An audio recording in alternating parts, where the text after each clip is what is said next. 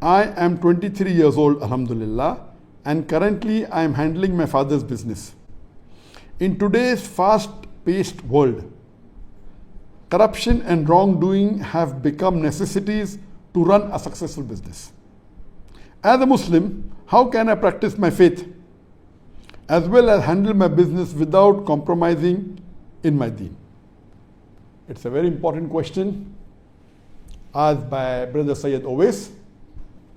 And he says that today you cannot run a successful business without doing malpractice, without corruption, without lying.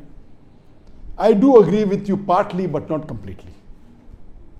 I do agree that there are many businesses, if you do malpractice, if you do corruption, if you tell lies, you'll make a better profit. But I don't agree with it completely. There are occasions, mashallah, that if you're honest, if you're truthful, you will have a better clientage. In the long run, it will benefit you in business, it will give you more profit. But I do agree with you that by corruption, by cheating, many people make a lot of profit. But for a Muslim, Allah says in the Quran in Surah Mulk, chapter number 67, verse number 2, Allazi khalaqal mawta wal hayata. Allah has created death and life to test which of you is good indeed. This life that we are leading is a test for the hereafter. And Allah is testing you. How do you lead your life? And Allah says in the Quran that if you seek this dunya, Allah will give you this dunya, but will not give you akhirah. But if you seek for the akhirah, Allah will give you akhirah and the dunya. So, as a Muslim, you should not involve in any activity which is haram. You cannot do corruption, you cannot tell lies, you cannot fabricate. I am aware that in many businesses, if you lie, you get a better profit. If you cheat, you get a better profit. If you fabricate. But as I told you, this is not the case always. In the long run, if you're honest, you benefit more. If you're honest, the clients keep on trusting you better. Irrespective whether it benefits you in this world or not. As a Muslim, if you follow the teachings of the Quran, being honest, do not cheat in the weights, do not cheat in the measurement, do not lie, be truthful. If you do this, inshallah, you will benefit in the akhirah. And Allah will even give you benefit in this world. And that's the reason we find that many of, mashallah, the Muslims who are very strict to Quran and Sunnah, they may not be very well qualified in the business acumen, but because they follow Quran and Sunnah, you find that the business flourishes a lot. And irrespective whether you benefit here or not. So if you're handling your father's business, and if you really care for your father, first thing you have to do is think about the akhirah. It will benefit you and your father and your akhirah. And after benefiting akhirah, inshallah, it will even benefit you.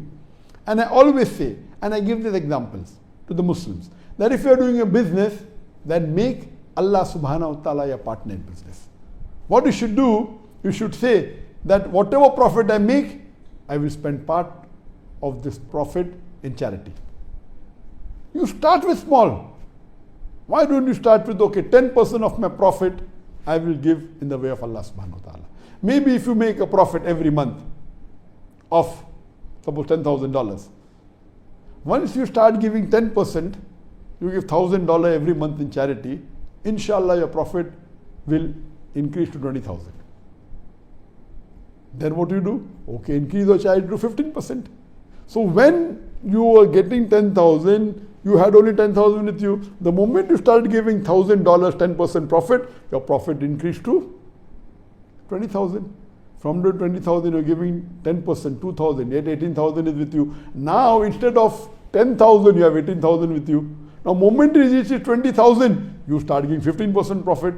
Now, from 20,000, you are giving $3,000 in charity in the way of Allah subhanahu wa ta'ala. Yet 17,000 is with you. Allah will increase the profit, would make it to $30,000.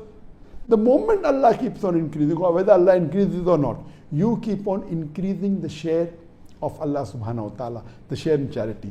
And inshallah, the balance remaining with you will be a bigger amount than the previous balance. The more percentage of profit you give in the way of Allah subhanahu wa ta'ala, your percentage reduces, but your total amount increases. And I can be a witness. The best example is myself. Alhamdulillah. In my earlier stages of dawah, my parents and my brother supported me completely, 100%. I didn't have to think about my living. But the moment I started doing my own business, I have to just spend maybe a couple of days in a month, a few hours a week, because I'm a full-time da'i. I dedicated my life full-time for the sake of Allah subhanahu wa ta'ala.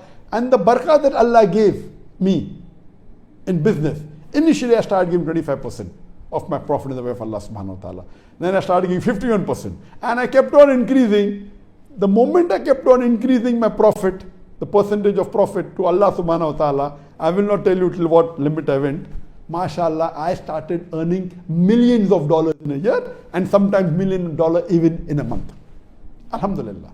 So Allah subhanahu wa ta'ala blessed me. So the bigger percentage you give to Allah subhanahu wa ta'ala, your percentage becomes small, but the money remaining from it is MashaAllah. So I request you that when you're handling your father's business, see to do not break any rule of the Quran or the Sunnah. Be very honest. Inshallah, Allah will give you barakah in the hereafter as well as in dunya.